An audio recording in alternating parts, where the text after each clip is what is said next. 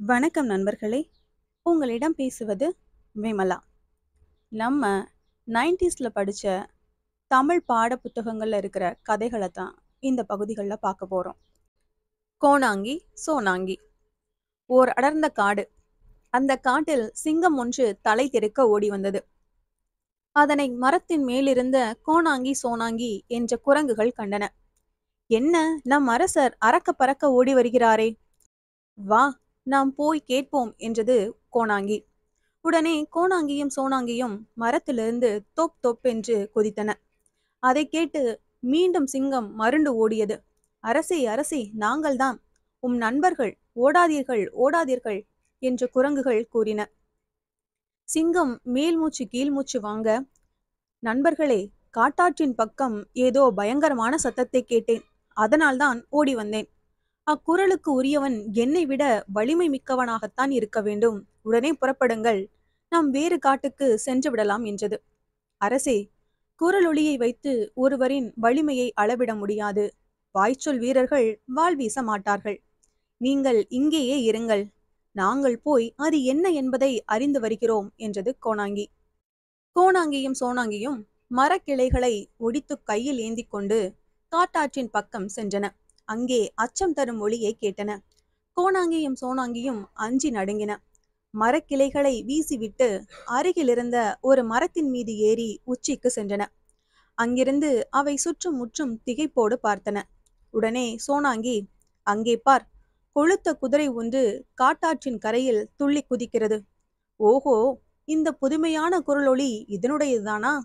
இதற்கா நாம் அஞ்சி நடுங்கினோம்? இறங்கி வா, நாம் போய் அதை விசாரிப்போம் என்றது.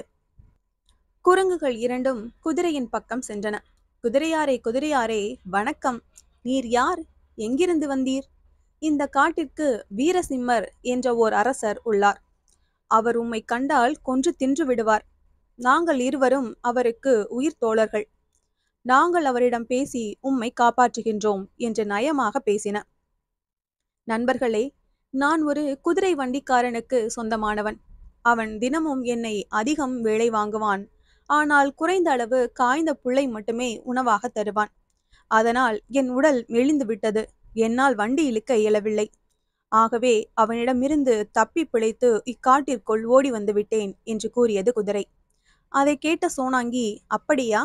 இனி கவலைப்பட வேண்டாம், நாங்கள் பார்த்து கொள்கிறோம். ஆனால் நீர் இப்பொழுதே எங்களுடன் வர வேண்டும்.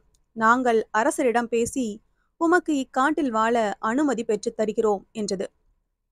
குதிரை சரி என்றது. குரங்குகள் முன்னே செல்ல குதிரை பின்னே சென்றது. மூன்றும் சிங்கம் இருக்கும் இடத்தை நெருங்கின. அப்பொழுது எதிர்பாராமல் மரத்திலிருந்து பழுத்த பழம் ஒன்று குதிரையின் மேல் விழுந்தது. அதனால் குதிரை மருண்டு துள்ளி குதித்து கனைத்தது. குதிரையின் கனைப்பொலியை கேட்ட சிங்கம் மீண்டும் பயந்து ஓடி ஒளிந்தது. குரங்குகளுக்கு என்ன செய்வதென்று புரியவில்லை. உடனே கோணாங்கி குதிரையை பார்த்து, எங்கள் அரசர் புதியவர் யாராவது தம்மை காண வந்தால் முதலில் கூச்சப்பட்டு ஓடி ஒளிந்து கொள்வார். சிறிது நேரத்தில் கூச்சம் நீங்கி வந்து விடுவார். ஆதலால் நீர் இங்கேயே இரும், நான் போய் அரசரை அழைத்து வருகிறேன் என்றது. அவ்விதமே கோணாங்கி ஓடிச் சென்று சிங்கத்தின் காதில் ஏதோ கிசுகிசுத்தது. பின்பு சிங்கம் அங்கே இருந்த பாறையின் மேல் வந்து அமர்ந்தது. உடனே கோணாங்கி, அரசே, இவர் நம் விருந்தினர், மிகவும் நல்லவர். இவர் உங்களிடம் ஏதோ பேச வேண்டும் என்று விளைகின்றார். அதனால் இவரை உம்மிடம் அழைத்து வந்துள்ளோம் என்றது. சிங்கம் துணிச்சலுடன் தன் கம்பீரமான குரலில், நீ என்னிடம் என்ன பேச விளைகின்றாய்? விரைந்து கூறு என்று குதிரைக்கு ஆணையிட்டது.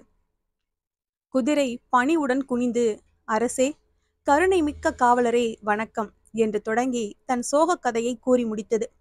பின்பு, ஐயா, நான் தங்கள் ஆதரவை நாடி வந்துள்ளேன். தாங்கள்தான் எனக்கு அடைக்கலம் தர வேண்டும் என்று கெஞ்சியது. அந்த சமயத்தில் கோணாங்கி சிங்கத்தின் காதில் ஏதோ மெல்ல கூறியது. உடனே சிங்கம், பயப்படாதே, நான் உனக்கு பாதுகாப்பு அளிக்கிறேன்.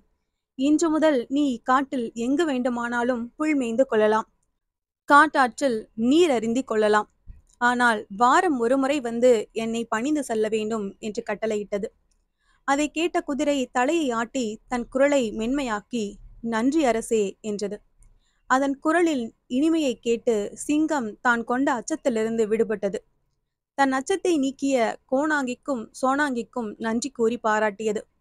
குதிரையும் தனக்கு உதவிய குரங்குகளுக்கு நன்றியை தெரிவித்துவிட்டு மகிழ்வோடு காட்டிற்குள் சென்றது. குதிரை புறப்பட்டு சென்றதும் கோணாங்கி வருத்தத்துடன் சிங்கத்தை பார்த்து, அரசே, உமக்கு அச்சம் விளைவித்த குதிரையை கொன்றுவிடுங்கள் என்றுதானே தங்கள் காதில் சொன்னேன். நீங்கள் அவ்வாறு செய்யாமல் அதற்கு புல் மேயவும் நீர் அருந்தவும் உரிமை அளித்தது ஏன் என்று கேட்டது. சிங்கம், நண்பர்களே, நான் செய்த செயல் சரியானதுதான் என்று கூறி தன் இருப்பிடம் நோக்கி சென்றது. சிங்கம் ஏன் குதிரையை கொல்லவில்லை? சிங்கம் செய்த செயல் எவ்வாறு சரியானது என்று கமெண்ட்ல சொல்லுங்க. இந்த கதை உங்களுக்கு பிடிச்சிருந்துன்னா லைக் பண்ணுங்க, ஷேர் பண்ணுங்க, சேனலை மறக்காம சப்ஸ்கிரைப் பண்ணுங்க. அடுத்த கதையில சந்திக்கலாம்.